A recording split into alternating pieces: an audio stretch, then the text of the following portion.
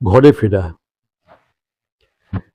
ছাইরঙা বাড়িটির পাশে বাগানের ওই বিশাল পলাশ গাছ ফুলে ভরে আছে।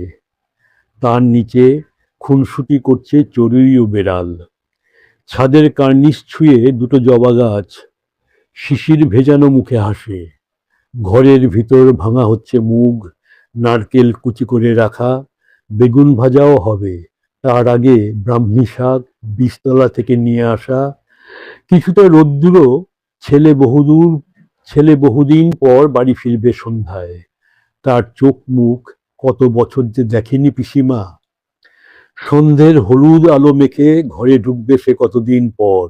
সে নাকি কলেজ থেকে পালিয়ে জঙ্গলে ছিল সেই 14 বছরেরও বেশি। তার তলপেটে দুটো গুলি, চিবুকের নিচে ক্ষত। পিসিমা পায়েস করে রেখেছিল কাচের বাটিতে। ছেলেটির বাবা নেই আজ। হা পিত্তেস করে বসে থাকতেন ছাদে একা।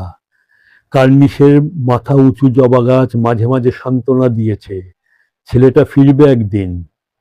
বাবা নেই বহুদিন আগে, মাও পড়েছেন হলুদ আঁচলে। বাগানের মেহগিনি বকুল সবাই খুশি আজ। বনস্থলী ছেড়ে ঠিক সময়ে ঘরে ঢুকবে সে। কমজোরি হাঁটু নিয়ে পিসিমা বারান্দা জুড়ে হাঁটাহাঁটি করছে একাই। ঘরের টেবিলে রাখা গোলাপ ও জুঁই।